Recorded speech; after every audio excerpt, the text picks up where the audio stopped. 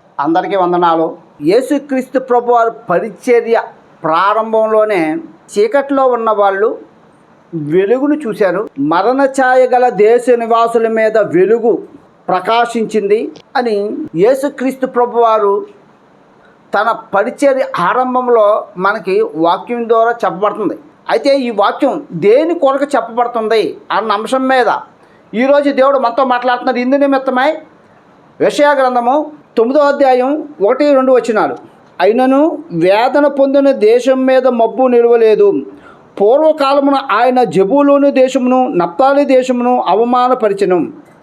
అంత్యకాలమున ఆయన సముద్ర ప్రాంతమును అనగా యోర్దాను అద్దని అన్యజనుల గలిలియా దేశమును మహిమ గలదానిగా చేయుచున్నాడు. చీకట్లో నడుచు జనులు గొప్ప వెలుగును చూచుచున్నారు. మరణాచ్ఛాయ గల దేశ నివాసుల మీద వెలుగు ప్రకాశించును. చదవని వాక్యంలోని చీకట్లో ఉన్న జనులకి వెలుగు కలిగింది, మరణఛాయలో గల ప్రాంతంలో ఉన్న వాళ్ళకి వెలుగు కలిగిందని చెప్పబడుతుంది. యేసుక్రీస్తు ప్రభువారు తన పరిచర్య చేసినప్పుడు ప్రజలు చీకట్లో ఉన్నారా, మరణఛాయలో ఉన్నారా అంటే అప్పుడు ప్రజలు చీకట్లోనే లేరు, మరణఛాయలోనే లేరు. అయితే మనకి మత్తయి సువార్తలో చెప్పబడుతున్న ప్రకారంగా మత్తయి సువార్త 4వ అధ్యాయం 11వ వచనం నుండి 16వ వచనం వరకు, అంతటి అపవాది ఆయన్ను విడిచిపోగా ఇదిగో దేవదూతలు వచ్చి ఆయనకు పరిచర్య చేసిరి. యోహాను చెరపట్టబడినని యేసు విని గలిలయకు తిరిగి వెళ్ళి నజరేతు విడిచి జెబూలూను నప్తాలి అను దేశముల ప్రాంతములో సముద్ర తీరమందరి కపెర్నహూమునకు వచ్చి కాపురముండెను. జెబూలూను దేశమును నప్తాలి దేశమును యోర్దానుకు ఆవలనున్న సముద్ర తీరమును అన్ని జనులు నివసించు గలిలయయు చీకట్లో కూర్చుండి ఉన్న ప్రజలను గొప్ప వెలుగు చూచిరి. మరణ ప్రదేశంలోను మరణ ఛాయలోను కూర్చుండి ఉన్న వారికి వెలుగు ఉదయించెను అని ప్రవక్త అయిన యెషయా ద్వారా పలుకబడినది నెరవేరినట్లు ఇలాగు జరిగెను. చదవని వాక్యం మనం ఒకటి వివరంగా చెప్పుకుందామండి. యోహాను చెరపట్టబడ్డాడు అని చెప్పి యేసు విన్నెను అని ఉంది. యోహాను చెరపట్టబడ్డా? ఎప్పుడు చెరపెట్టబడ్డాడు? యోహానేమి యేసుక్రీస్తు ప్రభువారిని బాప్తిసం ఇవ్వగానే చెరపట్టబడలేదు. కొన్ని దినాలు గడిచిన తర్వాత చెరపట్టబడ్డాడు. అంటే మత్తయి సువార్త 14వ అధ్యాయంలోని యోహాను ఏ విధంగా చెరపట్టబడ్డాడు అన్నది మనకి వివరంగా ఉంది. అయితే ఇక్కడ 4వ వచనంలోనే ఏం చెప్పబడుతుంది? యోహాను చెరపట్టబడ్డాడని చెప్పబడుతుంది. యోహానేమో ఎప్పుడో మత్తయి సువార్త 14వ అధ్యాయంలో చెరపట్టబడితే 4వ అధ్యాయంలోనే ఇక్కడ చెరపట్టబడ్డాడు అని ఉంటుంది. ఇక్కడ యోహాను అంటే యెరూషలేము చెరపట్టబడింది. ఎప్పుడు చెరపట్టబడుతుందంటే 7 ఏళ్ల శ్రమల్లోని యెరూషలేము చెరపట్టబడుతుంది. ఆ యెరూషలేముని ఇక్కడ యోహానుతో చెప్పబడుతుంది. అంతే తప్ప యోహాను అప్పటికి ఇంకా చెరపట్టబడలేదు. యేసుక్రీస్తు ప్రభువారు జెబూలూను నప్తాలి అని దేశ ప్రాంతంలో సముద్ర తీరమందలి కపెర్నహూముకు వచ్చి కాపురం ఉండెను. యేసుక్రీస్తు ప్రభువారు తన పరిచర్య చేసినప్పుడు ఎక్కడైనా సరే కాపురం ఉన్నారా? అసలు కాపురం ఉండాలంటేనే ఒక కుటుంబం ఉండాలి. యేసుక్రీస్తు ప్రభువారికి ఏం కుటుంబం ఉందా? ఎందుకంటే ఆయన అనేక మార్లు చెప్పారు, నక్కలకు బొరియలు ఉన్నాయి, ఆకాశ పక్షులు గూళ్ళు ఉన్నాయి, మనిషి కుమారుడు నివసించడానికి స్థలమన్నా లేదన్నారు.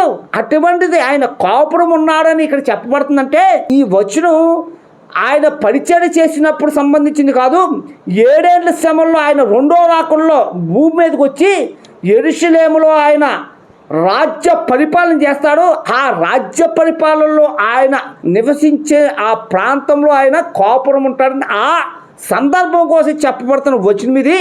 జెబూలూను దేశమును నప్తాలి దేశమును యోర్దానుకు ఆవలనున్న సముద్ర తీరమును అన్ని జనులు నివసించి గలిలయకు చీకట్లో కూర్చుని ఉన్న ప్రజలు గొప్ప వెలుగు చూచిరి. చీకట్లో నిలిచి ఉన్న ప్రజలు గొప్ప వెలుగు ఎప్పుడు చూస్తారు అంటే, చీకట్లో ఉండాలంటే అది యేసుక్రీస్తు ప్రభువారు పరిచర్య చేసినప్పుడు ప్రజలు చీకట్లో ఉన్నారా? చీకట్లో లేరు. ఎప్పుడు చీకట్లో ఉంటారంటే యెరూషలేములో ఉన్న ఇశ్రాయేలు ప్రజలు 7 ఏళ్ల శ్రమల్లోని 10 మంది రాజులు 7 రాజ్యాల వాళ్ళు యెరూషలేము మీదకి దండెత్తి 7 సంవత్సరాలు శ్రమలో మహాశ్రమలు కలిగి చేస్తారు. మహాయుద్ధం జరుగుతుంది. ఆ యుద్ధంలో యెరూషలేము అంతా కూడా సర్వనాశనం అయిపోతుంది. నామ రూపాలు లేకుండా మొత్తం అంతా అగ్ని చేత కాల్చివేయబడుతుంది. అంటే విమానాలు, యుద్ధ రాకెట్లు, మిసైల్స్, బాంబుల ద్వారా ఆ యెరూషలేము అంతా కూడా సర్వనాశనం అయిపోద్ది.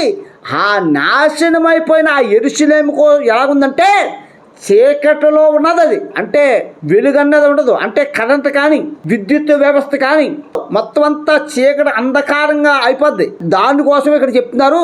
అలాగ చీకట్లో ఉన్న వాళ్ళ కోసం ఇప్పుడు వెలుగుగా ఎవరు వస్తారంటే యేసుక్రీస్తు ప్రభువారే తన సేనలను వెంట పెట్టుకుని పరలోకం నుంచి భూమి మీద దిగివచ్చి యెరూషలేములోకి ప్రవేశించగానే ఆ యెరూషలేముకు ఇప్పుడు ఏ వైభవం వస్తుందంటే చీకట్లో ఉన్న వాళ్ళ కోసం వెలుగు అప్పుడు వస్తుంది. ఆ వెలుగు కోసం ఇప్పుడు చెప్పబడుతుంది ఈ మత్తయి సువార్తలోని. మరణ ప్రదేశంలో మరణ ఛాయలోని కూర్చుండి ఉన్న వారికి వెలుగు ఉదయించును.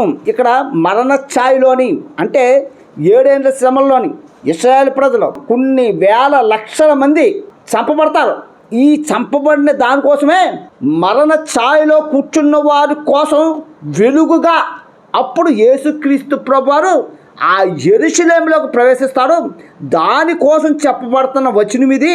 ఇదే వచనం మనకి లూకాసు వార్తలో కూడా చెప్పబడుతుంది. లూకాసు వార్త 1వ అధ్యాయం 79వ వచనం. మన దేవుని మహావాత్సల్యమును బట్టి వారి పాపములు క్షమించుట వలన తన ప్రజలకు రక్షణ జ్ఞానం ఆయన అనుగ్రహించినట్లు ఆయన మార్గములు సిద్ధపరచుటకై నీవు ప్రభువునకు ముందుగా నడుతువు. మన పాదములను సమాధాన మార్గములోకి నడిపించినట్లు చీకట్లోను మరణాశ్చయలోను కూర్చుండే వారికి వెలుగుచ్చుటకే ఆ మహావాత్సల్యమును బట్టి పైనుండి ఆయన మనకు అరుణోదయ దర్శనమును గ్రహించెను. చదవని వాక్యంలోని చీకట్లోను మరణఛాయలోని ఉన్న వాళ్ళ కోసము పైనుండి ఆయన మనకు అరుణోదయ దర్శనం అనుగ్రహించెను. పైనుండి అరుణోదయ దర్శనం అనుగ్రహించనంటే ఇప్పుడు యేసుక్రీస్తు ప్రభువారు పరలోకం నుండి భూమి మీదకి అంటే పైనుండి క్రిందకి ఆయన రావడమే అరుణోదయ దర్శనము అని చెప్పబడుతుంది.